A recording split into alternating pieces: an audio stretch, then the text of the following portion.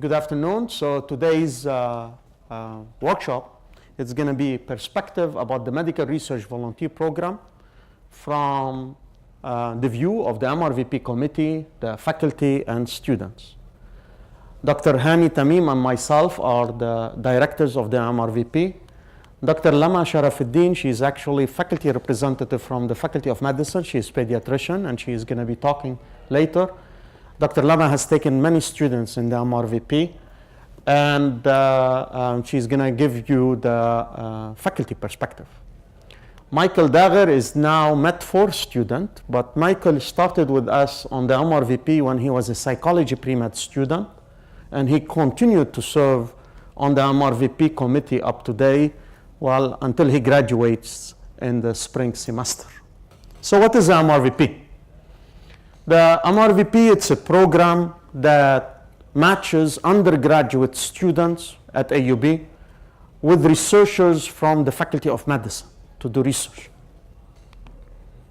So students are assigned to researchers, and they volunteer on a research team. The MRVP provides many students with probably their first exposure to research. There are many objectives for the MRVP: to instill and nourish the research curiosity, to provide opportunity for exposure to research, to have a deeper understanding of the scientific basis of research, and particularly in the field of medicine, and to understand the process and methods of scientific research, again, particularly in the field of medicine, though many of these are common to many areas. We provide in the MRVP to the students the opportunity to take an active part in advancing medical research at as early as junior year. Students can be involved in the MRVP. And as always, we always encourage teamwork, and the teamwork will be between the student and the faculty member, the researchers, the team of the faculty member, and the Faculty of Medicine. So the MRVP started back in the fall of 2013, what we call the dormant phase.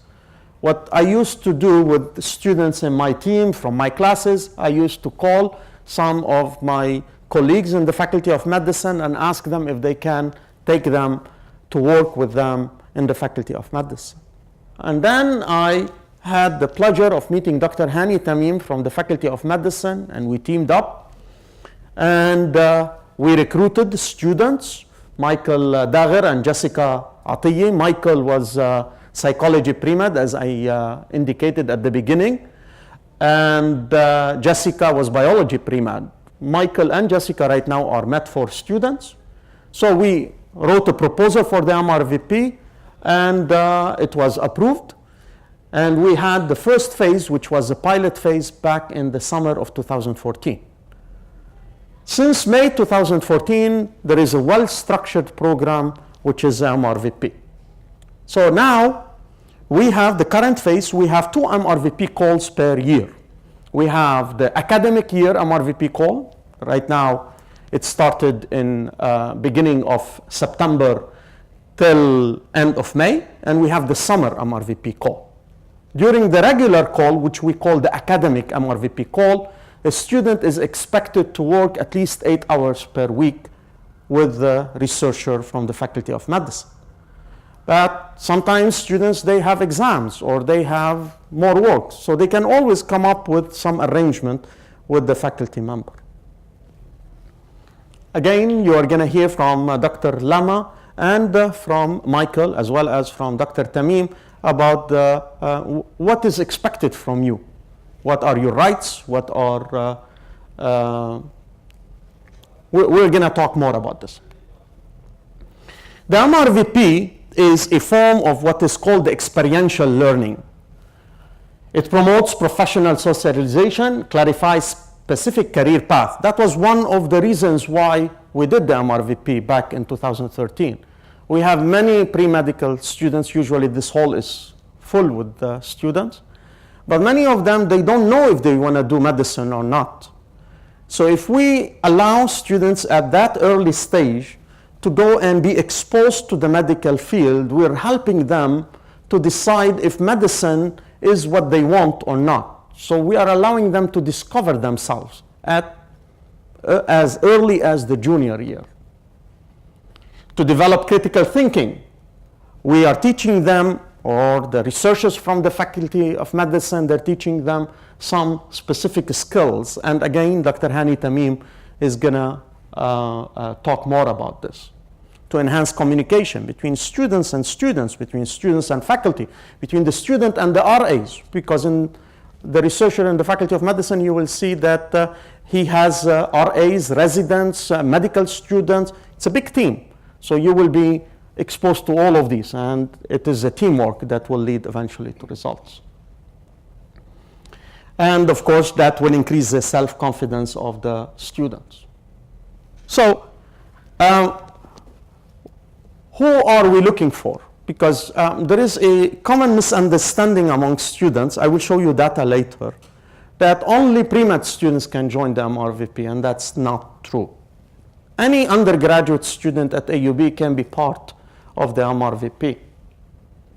We require students who have at least finished 24 credits of sophomore year. Why are we putting this kind of requirement? Because we want the student to get acquainted with the course load before doing any other volunteer work. It is great if you do research. It's great if you get a publication. But at the end of the day, if your grades are not as good, that will hurt you and will hurt your academic status in the university and your future plans. For the same reason, we are putting a minimum average for the students to enroll in the MRVP, and that average is 78. Not because if students have an average lower than 78, they're not capable of doing research. If you have an average lower than 78, we want you to work more on your courses rather than spending your time in research. 8 hours per week, as I mentioned earlier, is the requirement during the regular MRVP call. While in the summer, we ask students to put more work. Now, as Dr. Hani Tamim is going to talk later, as well as Dr. Lama, the more work you put, the better for you, the outcome, regarding, hopefully, you co-authoring publications, as I will show you in a minute. Majors, any major. You could be business major and take part in MRVP. You could be CCE or ECE, computer science, psychology. We have many psychology students enrolled in the MRVP. So you could be pre-med or not. And when we are asking you on the portal to fill the courses that you took or you are currently taking, these are not requirements. This is just for us to have an idea for any future studies. So how does it work? Well, it starts with an announcement coming from me to the students and coming from Dr. Samia Khouri, who is the Associate Dean of Research at the Faculty of Medicine. For the students, I send an email and I make announcements on social media. I send an email to all students' officers in all faculties at AUB. Then the students' officer, they forward my email to all students at AUB. So we ask the students to fill their application. Usually we give a window for the students to fill their application. 3 weeks, 2 weeks, it depends on the call. We also send an email to the faculty to fill their projects or activate their projects. So the students have filled their profiles, the faculty have filled their projects or activated their project. The faculty is asking or is listing how many volunteers he or she wants to have on the project, and with the specific tasks that they want. Dr. Hani is going to talk more about this. The student, at the same time, is listing what kind of research area you want to work on, as well as what kind of research activity you would like to be involved in. Now, we as MRVP committee, we have some kind of criteria how we match. Okay? So we'll talk about that later. We match. We match based on this criteria, and then the student and the faculty member, they will receive from the MRVP portal an automatic email stating to the student, "Dear X, you have been matched to work on the research project," the title of that research project, "with Dr. Y. Kindly contact Dr. Y to arrange a meeting." The way we are writing the email, we want the student to be empowered since day one. We want the student to make a contact, not the faculty member. You contact the faculty member, you have a meeting with the faculty member, and then you will be assigned on that project. So this is what we call the initiation. So you have been matched, you initiate the contact. The student initiates the contact. And then after a couple of weeks, we, through the portal, we send what we call a follow-up form. We only send it to the students. It's a very short form to get some kind of feedback from you. And we follow up on the follow-up form. Now, many times we receive emails from students stating that I do not like this project. I would like to be matched on another project. If there is a possibility, we do that. But we cannot do it with everybody. Okay? We cannot just leave it, you have been matched on this project, oh, I don't like this, I don't like that. Right away, you get a lower priority because we have so many students who want to be matched on MRVP projects. Again, I will show you some data. At the end of the MRVP call, so for instance, in the summer, it was late in August. In the current MRVP call, it will be end of May. We will send an email to the students, an email to the faculty members, asking them to evaluate. You evaluate your work, the faculty member evaluate the work. And we get that data because we can look at that data. I can give you an example actually here. One time, one of my former students, who was an excellent student, she graduated with high distinction. And right now she's Med 2 student here at AUB. When we were looking at the evaluation, her evaluation of the MRVP was very bad. Okay, she gave a very bad evaluation. And the evaluation of the faculty member was very bad as well. The faculty member was evaluating that most distinguished student here as an undergrad.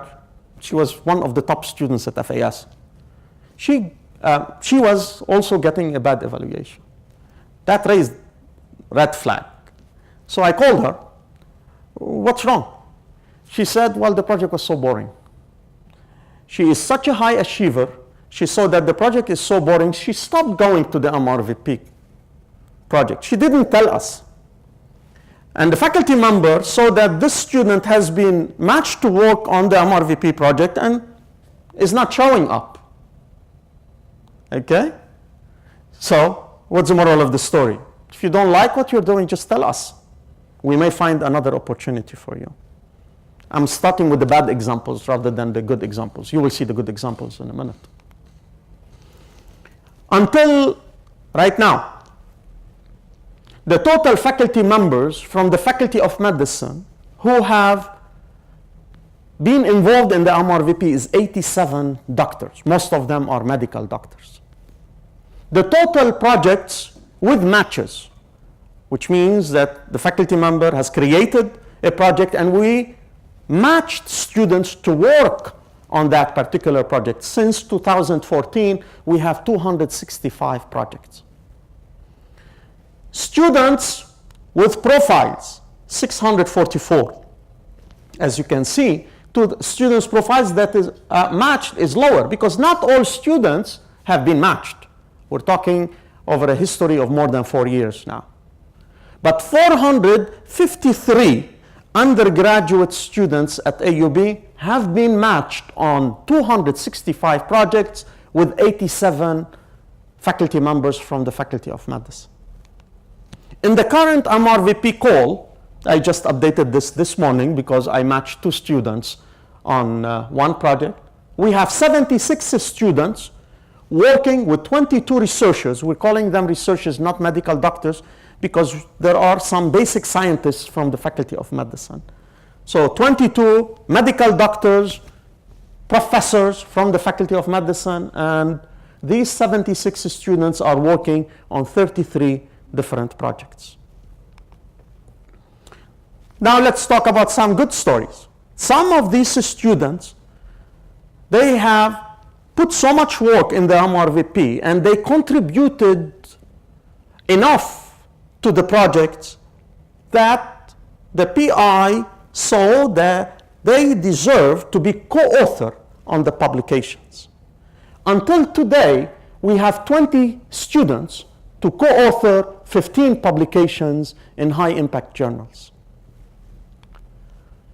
We ourselves have documented the MRVP in a publication in the BMC Medical Education back in 2016. And as you can see, Michael Dagher and Jessica Atiye, the two students who were undergrads, were co-first author. There is a note here. Both of them are co-first author on this publication. They worked with us since day one to write the proposal, to submit the proposal, get it approved, and they are still with us.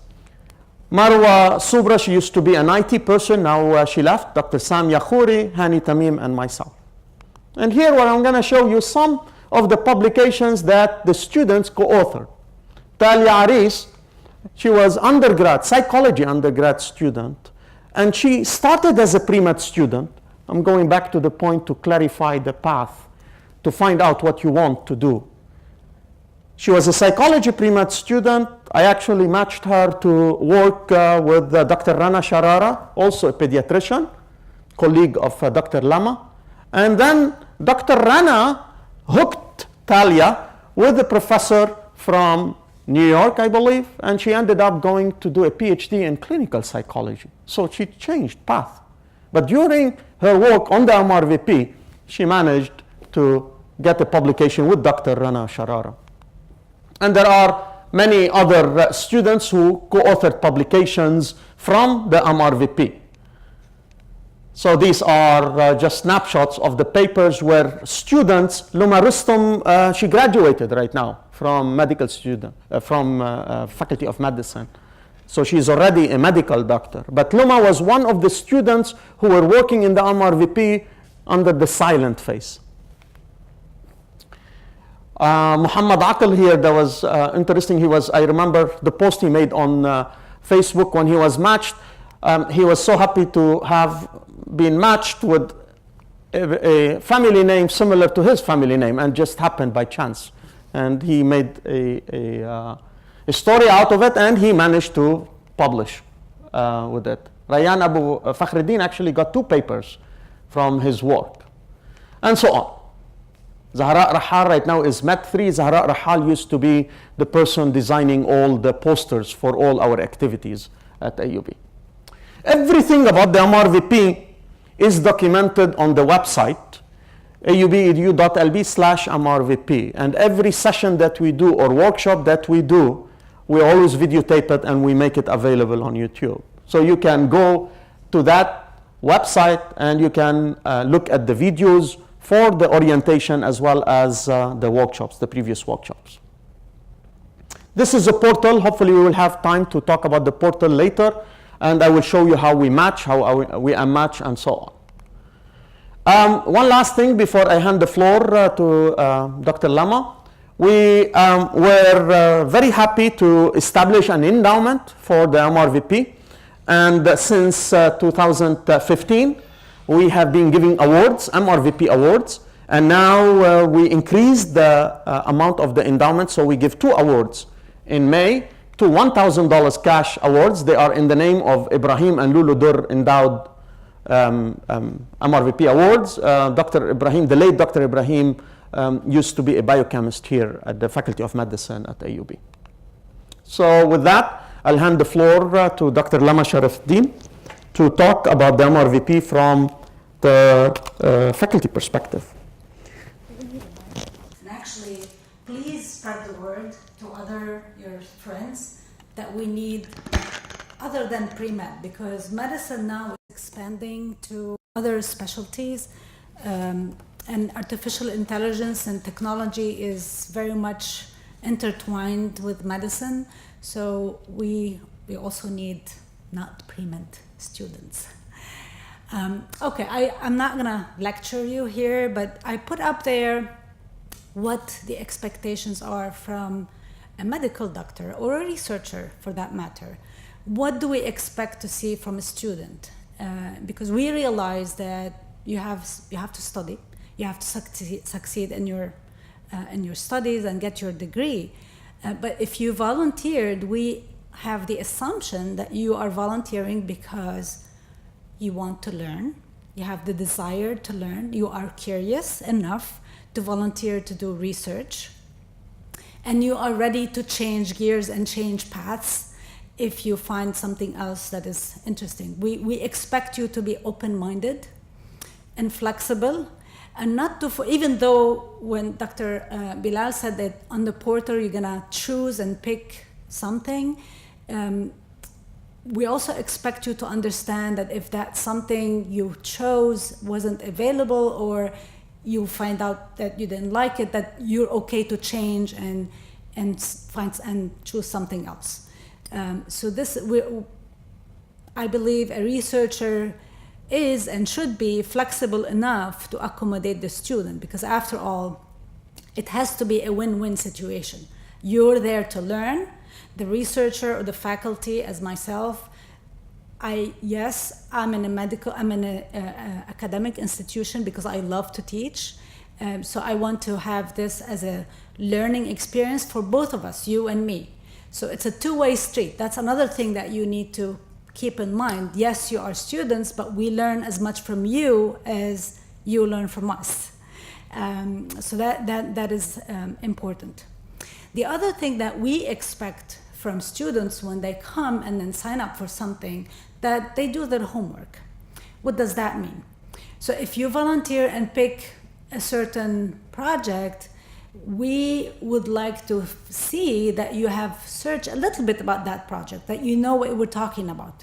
Not like you're coming with a complete white blank page, you don't know what you're getting into, because like Dr. Bilal said, you will be very surprised if you don't know your homework.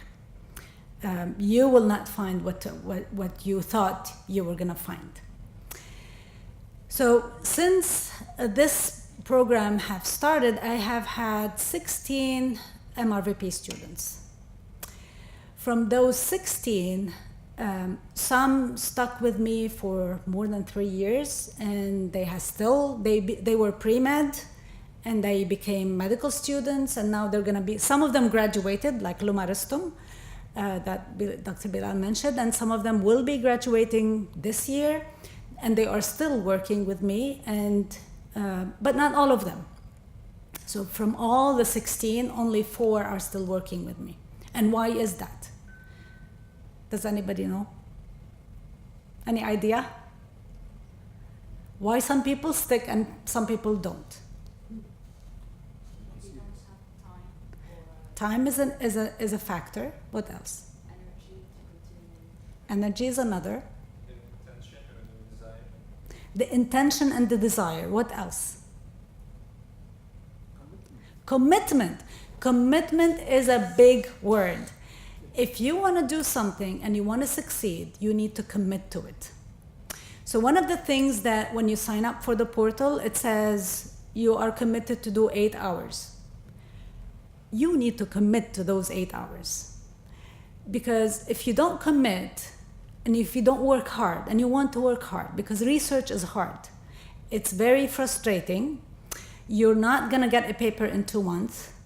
You're not going to be contributing to a big research project if you work only 8 hours here and there. You really want to be invested in what you're doing, and you need to like it.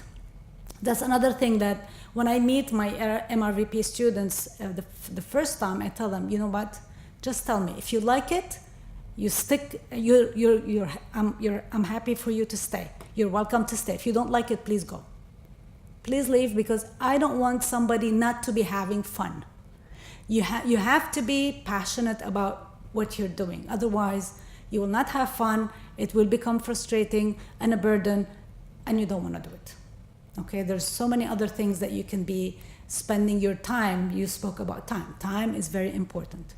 So when you sign up for something, do your homework, be committed to doing it, and be honest.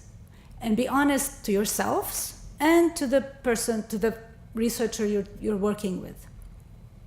If you sign up for a project and it says all that it's needed is data entry, this is what you're going to be doing. If you find out that this is really not what I want, please come to the researcher and communicate and tell them, you know what, I thought I was going to be able to do this, but I don't like it. Could you give me something else? Could you assign me another task? And the tasks, and Dr. Hani will tell you what all the tasks that you can do. There are so many that you can do. The other thing that I expect from the students is to be patient. Some students came in, they wanted data entry, they wanted to do the analysis and write the paper and then finish, and then at the end they asked me to write a recommendation letter. It's not going to happen in one semester. Okay, if you want to work all the way through the whole research process, it takes time, and it takes effort, and it takes and that's why my last word there is passion, and I'm going to emphasize on it. You need to be passionate about what you're doing. Otherwise, don't do it. Just don't do it, really. So Loma worked with me for actually 3 years before this paper came out, and Natalie was another medical student, both our medical students, and they were both authors of this paper, this project. But they started as MRVP. They started as MRVP, yes, they did. This was the silent phase of MRVP.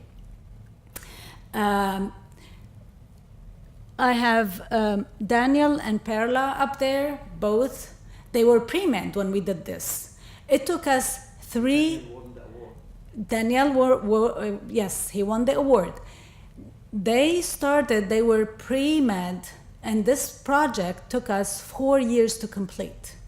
And they stuck with me, they worked very, very hard, and after they did, we had 2 publications out of this one project. And on both projects, they participated in many aspects, not just data collection, data entry, analysis, and also write-up of the paper. So they were and then I remember Perla, she would come to me and say, Dr. Lama, I have nothing to do, can you give me something? And Perla won the medical competition just last month. Yes, and Perla and Daniel, same thing. Daniel would come, he was on vacation in the summer, up in, I think in Tripoli, and he would come from Tripoli in the summer during his vacation to do data entry and analysis. So this is what I'm talking about, commitment and passion. And this is all I want to say. And I'm here to answer any questions if you want. We do the questions. Yeah, whenever, I'm here.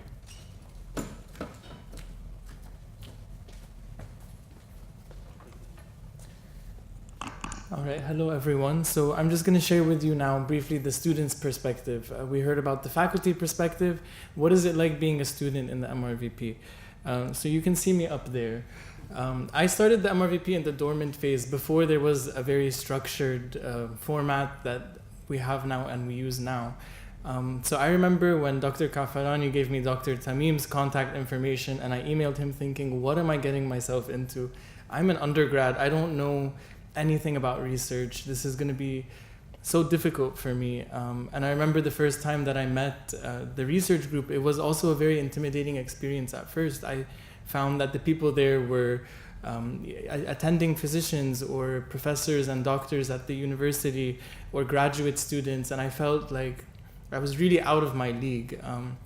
So my first message to you is when you start the research process, you might feel a little uncomfortable, but that's okay, because being uncomfortable is what's going to help you grow throughout. So really briefly, I worked on a project with Dr. Tamim, and it spanned a few years actually. I'll just briefly talk about what my role was as a student. So first of all, there was months of planning, months of translating surveys, adapting surveys, reading through surveys, writing things, making sure everything was okay. When we finally started the research phase, we would have participants come at around 7 a.m. So my first role was I would come in half an hour earlier at 6:30, and as you can see here, I would sit and I would have to label all of these little tubes. That was I would wake up, come down to AUB and do that from 6:30 till 7. At around 7 a.m. we'd get our research participants that would come in. There were multiple roles that we did there. There was body measurements, height, weight, waist circumference, things like that. We would draw blood, work with their blood samples. There were multiple things that would happen throughout the day. But we, at the end of the day, are also students, and I had an 8 a.m. class. So I would work from 6:30 till just before my class at 8, and then I'd have to run to my class at 8, finish at 9, and run back to help finish up with the participants. So my second message, what Dr. Charafeddine also mentioned, is you do have to be passionate. You have to want this as well. It would have been very easy for me to say, fine, I'll help out from 7 till 8, but then I have class. So if you really want to excel, you need to give the time, you need to have the passion, you need to have the commitment as well. So research is also a great opportunity to learn different things. So part of what we did, we would have to draw blood from patients. So this is me and my friend who was also helping out, and we would practice drawing blood on each other. So it is a time where you're going to learn new skills that will be useful in the future. This is a medical skill, but for those of you who aren't interested in medicine, there are so many other things that you can learn to do. Throughout the project, we also ended up on national TV. They did a little documentary about it as well. Okay, so now I just want to address some expectations that we might have as students. And my first thing that I want to clarify is what exactly research is. And I know most of you will think, well, that's easy. Research is what happens in a lab. You work with chemicals, you work with samples, you do some hands-on stuff. And that's true somewhat, but that's only a part of research. There's actually many other components to research. So before you start a research project, there's research that goes in before. You have to review the literature, you have to find the tools, the measurements, the surveys, the methods you want to use, and there's a lot of work that goes before the project even starts. And you might be involved with that as students as well. There's also a lot of waiting in research. There's also a lot of surveys. You might have to administer surveys, talk to participants if it's a clinical study. You might have to write the surveys yourself, test the surveys, and then you have to wait some more. There's also the data entry that we mentioned earlier, and sometimes that means just sitting for hours at a computer, having paper surveys that you need to input onto an Excel sheet or an SPSS sheet. That can take a lot of time as well. And then you have to wait some more. Once you're done waiting, you can start with the analysis. That's another phase that you might be part of as well. You might already be familiar with data analysis, or you might help out in small ways. And then when you're done with that, you have to wait some more. And then once you're done waiting and you have all the analysis, that's when you start with the manuscript writing. And that might come after years of work.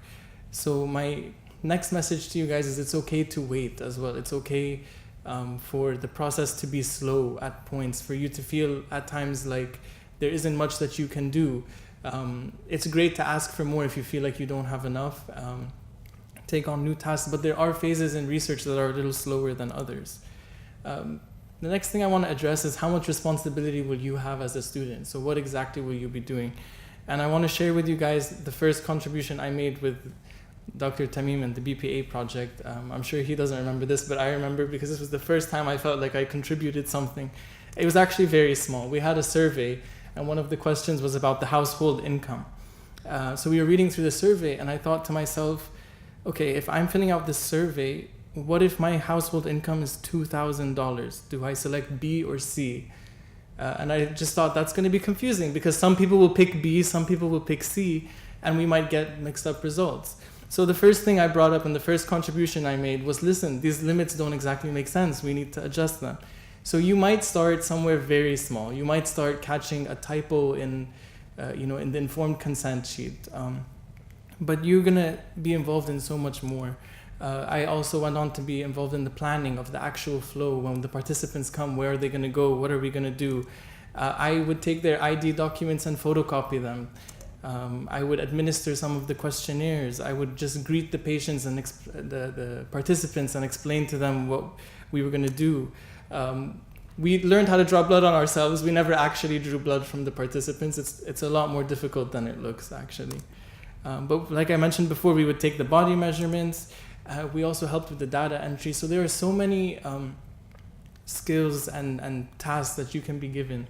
And my message here, which I think is very important, is that you're going to grow, but it's also going to be a gradual process. And the responsibility that you will take on is going to be gradual as well. You might start with something very small.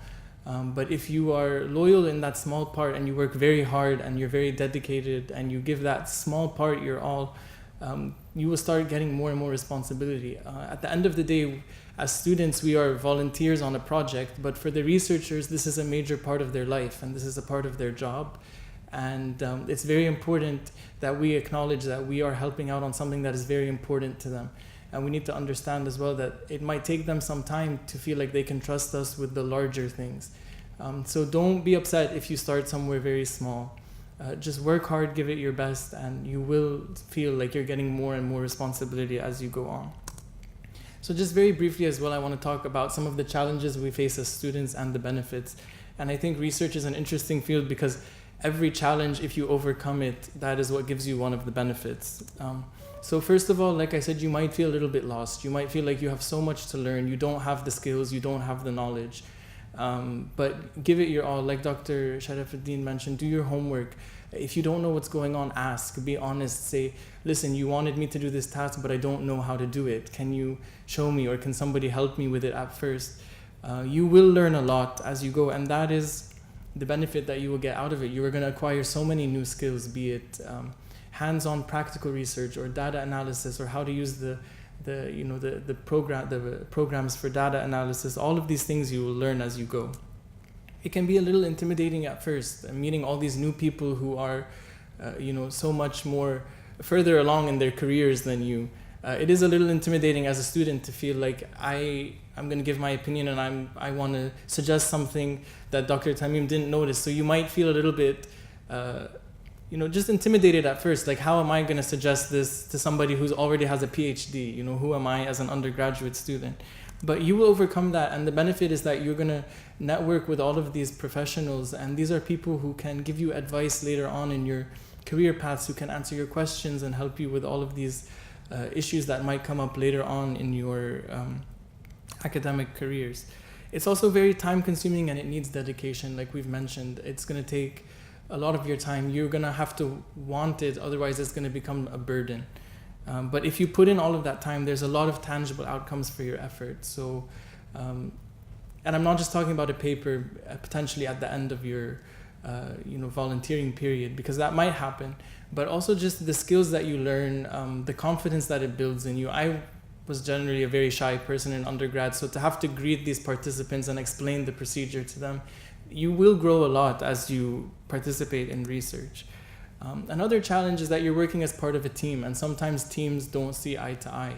You might have people on the team with you who disagree with you or have a different way of doing things, and that's a very important skill that we need to learn regardless of where we want to go in life, is how to work as part of a team, even when we disagree.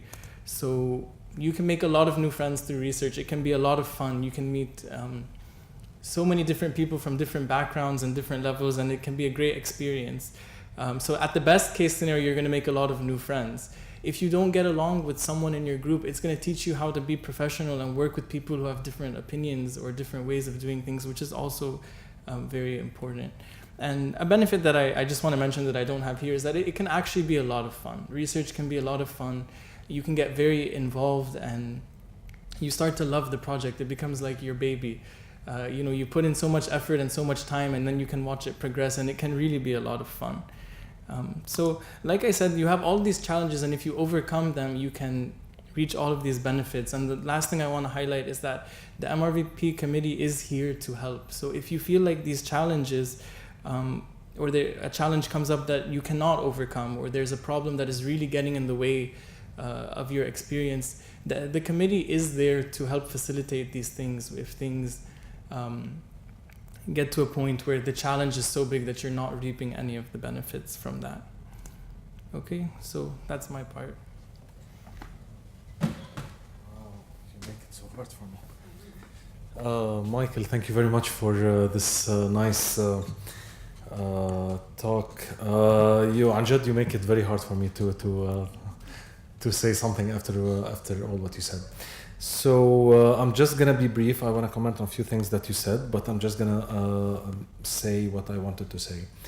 The first thing I want to talk about is what kind of projects you might be involved in. So faculty members from the AUB Faculty of Medicine provide research projects in various fields. So Dr. Lama had her studies in pediatrics.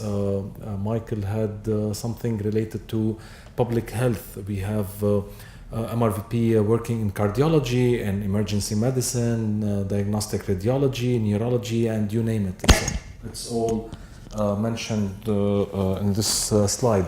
So one thing that you might need to specify in your questionnaire whenever you fill it up is what are you interested in. It doesn't mean that this is the only thing that you're going to talk about or work on. It means that this is where you think that you'll enjoy working in that field, but you might keep your options very open and you might be matched to something other than what you have specified.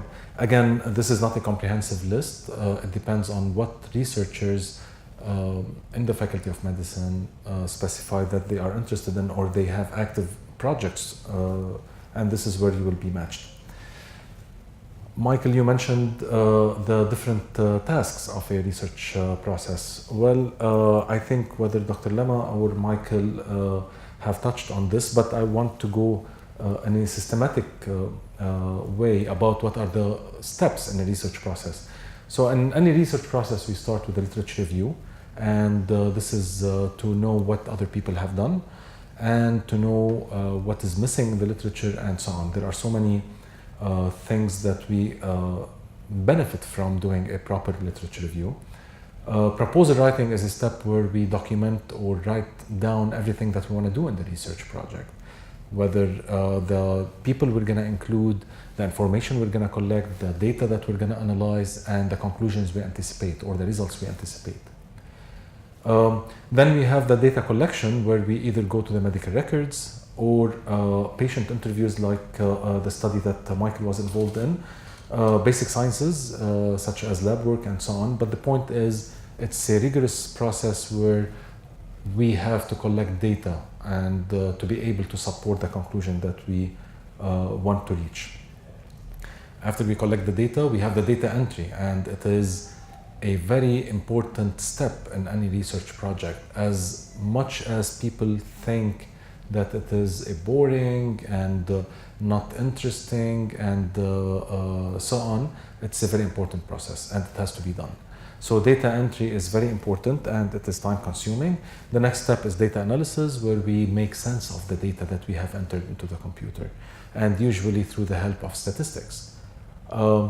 Research dissemination, whether we write a manuscript or we prepare a conference presentation, and there are other related tasks, and Michael mentioned a few of them, like photocopying the IDs of the participants, or greeting the participants, or taking the blood from one room to another, or showing them around and so on, or planning and so on. So recruitment, consenting, answering the phone or calling the patients and so on. There are so many tasks to be done. If they end up into medicine, that's what they're going to be doing. Exactly. So the reason why I'm telling you this is because, as Dr. Bilal said, this is what we really do, what we actually do in real life.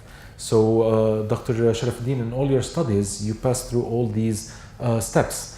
So again, it doesn't mean that you, as a undergraduate student who's gonna be matched with a faculty member, you're gonna be involved in all these steps. At the same time, we're not expecting you to be, I don't know, statisticians, for example, to do data analysis, or to be doing everything in a proposal writing and so on. So the point is, you might be handling few of these tasks, not all of them. Again, remember, it's a learning process for you. I would like to highlight something that has been mentioned by Dr. Bilal and Dr. Lama and Michael about the publication. The objective of the MRVP is not publishing. I would like to stress that. Although you have heard very nice stories about 20 students who worked hard over the 2 or 3 or 4 years, the objective was not publication. Michael, the BPA study that you were involved in, you worked for almost a year with us. Your name is not on any of the papers that went out, right? But at the same time, Michael was first author on the MRVP paper, which he spent a lot of time on. Now, if you go backwards, would you tell me that the time that you spent on the BPA was not worth spending? Absolutely not. Exactly. So how did it help you, Michael? It builds, it's like I said, it's kind of the skills that it gives you. It introduces you to this whole research process and knowing what it is. And that's very important. No, I have another question for you, but I just want to say, when MRVP students are enrolled, they come in, at one point the project is maybe in the middle or at the end, or so you might come in and help with whatever is there, wherever the project is. So not necessarily where the study has started. So that's another point where sometimes yeah. So basically, as you are saying, you guys might join at the point where we are collecting data, or at the point when we are writing the manuscript, or at the point when we are analyzing the data. So it doesn't mean that you're going to be exposed to every single step. But I just want to go back to Michael. Michael did not co-author a paper on the BPA project that he spent a good amount of time, and I confirm what you said. He used to come at 6:30 in the morning before even any of the investigators would arrive on the site, or any of the research assistants would arrive. He would be there, he would open the room, he would start preparing. But again, what happened with you, Michael, is you had another publication with us, which was on another surgical topic. So my point is, although he did not end up with a publication on the task that he had, but he ended up with 2 publications with us on different things. And I would like to ask you one more question. Where are you going after you graduate? I just had the chat with you. Well, I want to take a year after med school, a transition year, and also work on research as well. Take a year for research. Why do you want to do that? It's, well, for multiple reasons. It's the skills that it builds, the people that you meet, all of these, the networking that you can do. It really helps your career.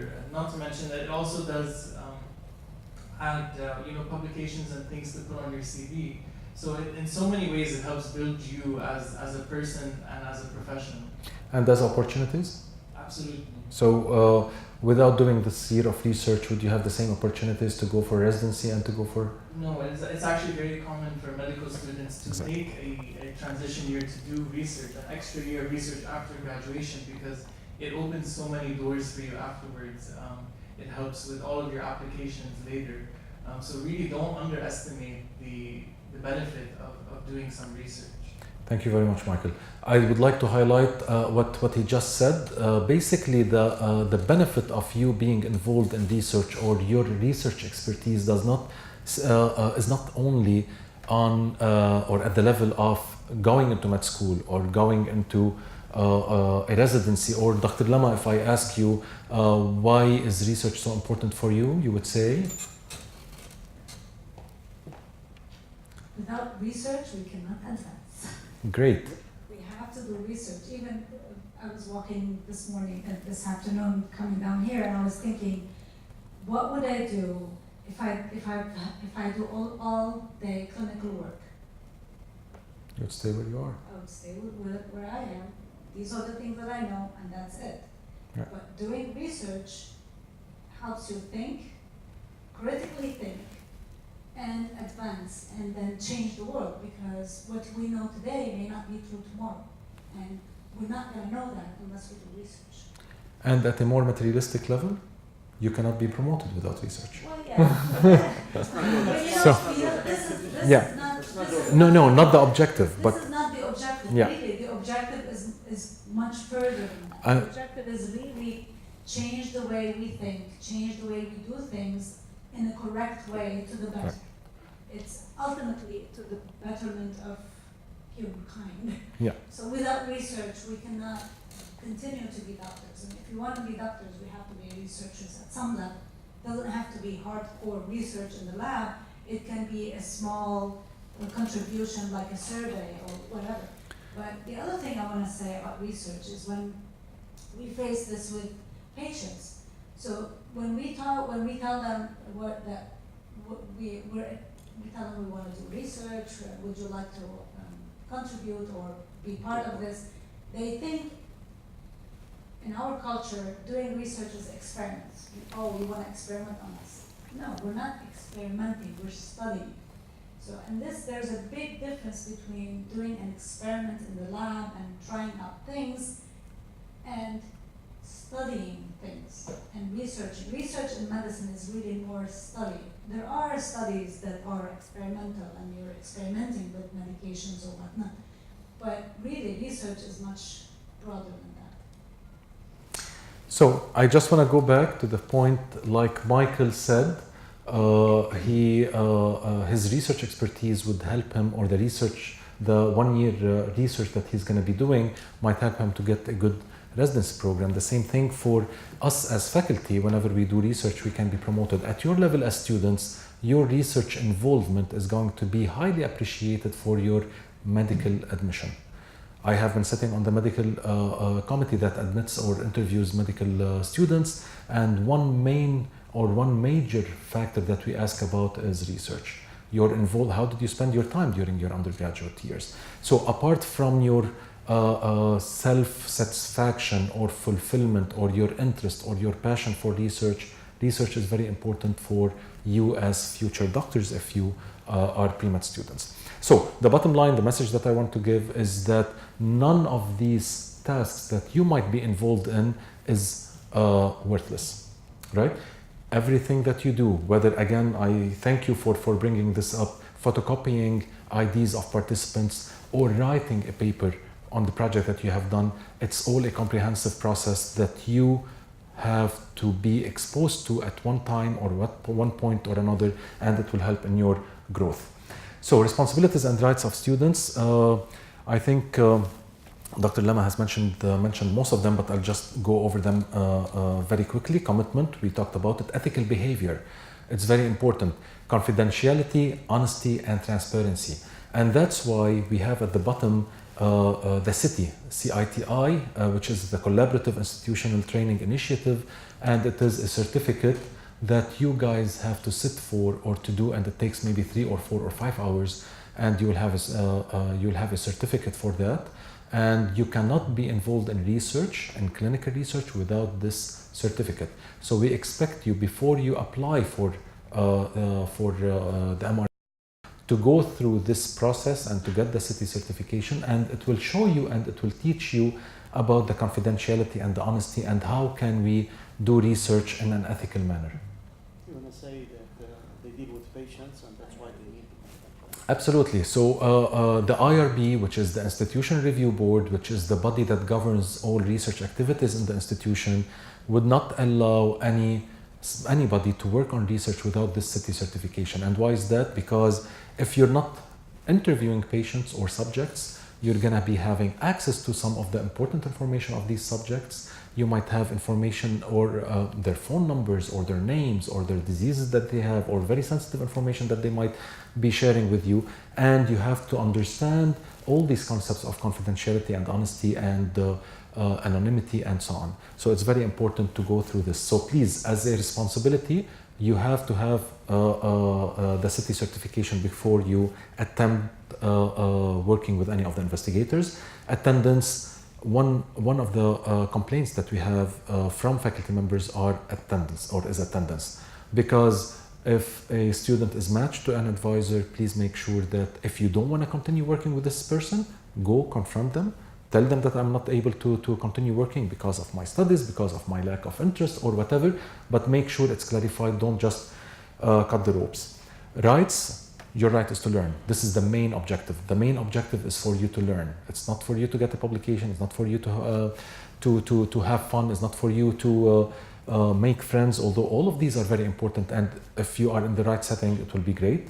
To inform the MRVP committee of any concerns, I will just mention in the next slide who are the committee and what do we do, and to be acknowledged. What does it mean to be acknowledged? Through a certificate of participation. So the certificate of participation, once you finish the call, we will have a certificate of participation in the MRVP, and this is to certify that you have participated in this call, and it is signed by Dr. Khouri and both Dr. Kaafarani and myself as an attestation of your involvement. Now, in the previous few years, we used to print all the certificates for all those who are involved or were involved in a certain call, and most of the times, at least 50% of the students do not come up and pick up their certificates. So now we're going green. What we're going to be doing is we're going to ask you on the portal to specify whether you want the certificate or not, and accordingly we're going to prepare it for you and send you a soft copy of it. This way you will have it on your files and you will be able to use it whenever needed.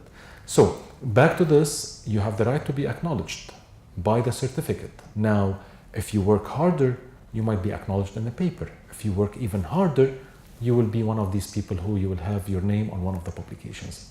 Okay? So I think this is very important for you to build your expectations on what happens. Finally, the MRVP committee. There's myself and Dr. Bilal Kaafarani as directors, Dr. Lama Charafeddine as a faculty representative. She's been with us for the past 2 years, and we have been honored to have her because she has been very hardworking. She has been very receptive and very productive with the students.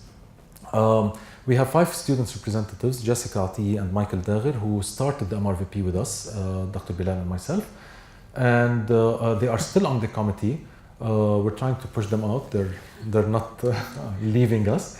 And every year we have 2 students, undergraduate students who serve on this committee. In the past 2 years we had Dina Al-Ashi and Pamela Mkarzel, and now we have Muna Muqaddam, who's going to be serving on the MRVP committee. What are the responsibilities for the committee? Overseeing the process and ensuring the success of the program. Dr. Bilal is very active on the MRVP portal and website, and working with the students and following up with the students and so on and so forth. So are the other members of the committee. Recruiting students and faculty members. We're always trying to bring more projects and more faculty members into the pool of the investigators. Matching students and faculty members based on interests. So according to what you provide us with in the questionnaire about your interests, your background, what do you want to do, and so on. And according to what we have from the investigators, we'll do the matching and we'll make sure that a good match is reached.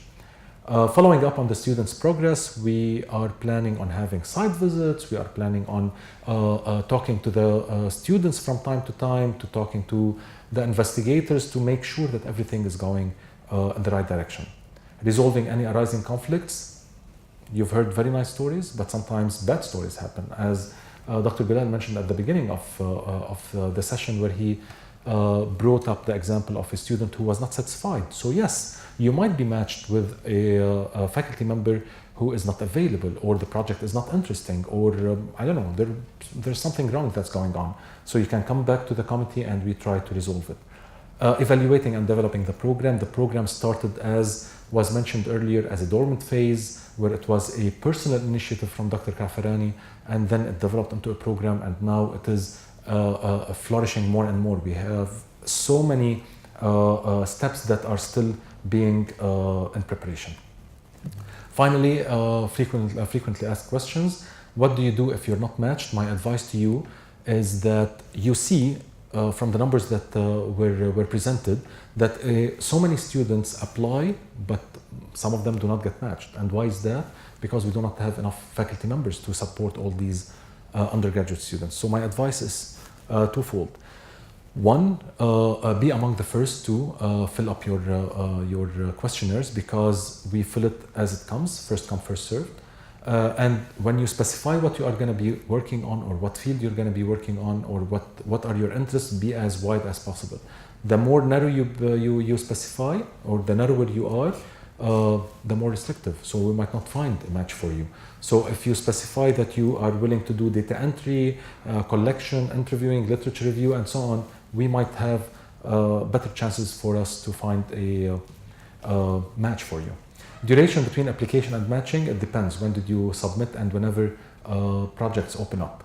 What if I don't like the project I'm matched to? You can either talk to the investigator to ask for change in the responsibilities, but make sure, please, to be realistic. So you are still learning, you're undergraduate, you are there to help rather than to pick and choose from all the things that are there. So either you can talk to the faculty member or you can talk to us as a committee. Why am I not getting an MRVP certificate? I just discussed it. Does my work under MRVP guarantee a publication? The answer is no. The answer is a clear no. The stories, again, I want to emphasize, is the stories were wonderful stories for people who really went out of their way and worked very hard and dedicated a lot of their time to reach a place with their name on a publication. If you just want to go for a call for 3-4 months, give 5-6 hours a week, 10 hours a week for 4-5 months, it does not guarantee a publication. And we're ready to answer any of your questions if you have any. Otherwise, thank you very much for coming, and we're looking forward to working with you through the upcoming MRVP calls. I tried doing the CT certification, but I had technical problems. I previously tried a program to do the CT certification, but now I'm not able to access the exam or something. I'm having technical problems. The best thing to do is to communicate with the IRB, which is in charge of this city certification, and they will assign you with someone either to solve the problem for you or to develop you. But very rarely we have problems with the city. I've never heard of any problem. Okay. What was the problem? I followed the steps to access something like that, but it was not working. Yeah, You just- sometimes you have to pick AUB. Sometimes you don't pick Yeah. the institution. We can solve that. Just send us an email and we'll give you the instructions. But somehow the internet is not working, so we're gonna skip that step. I wanted just to show you how we match. Tadal. I just want to say something about the city course on IRB. So, yes, be prepared and do your city. When you do your city, there are choices. There is the basic refresher for biomedical research, but there's also the behavioral. So there are two components. It depends on which clinical study you are going to be assigned. It's either one. So pay attention to which one you're doing. Don't do just the student one. That's not enough. Yeah. So you want to do either both, or ask I don't know. Yeah. Depends You on what can- you're interested in. If you want to do clinical research, you might want to do both of them. Biomedical research, refresher course, and the behavioral, social and behavior. That's number one. Number two, once you are, even after being matched with a researcher, you have to understand that there's a waiting time, and thank you for mentioning the waiting time, that we have to submit your name to the IRB, and we have to get approval from the IRB before you can touch anything that pertains to a study. You can do, in the meantime, literature search, you can do other things that do not involve information about the patient. So there is a waiting time for you to be involved truly in the actual research. So that's why it's better to come prepared, having done the city course, and as soon as you identify the project you want to work with, submit for IRB approval, because that takes sometimes a couple of weeks. And if you're only volunteering for a month or two, that takes up away from your time. Any other questions, please?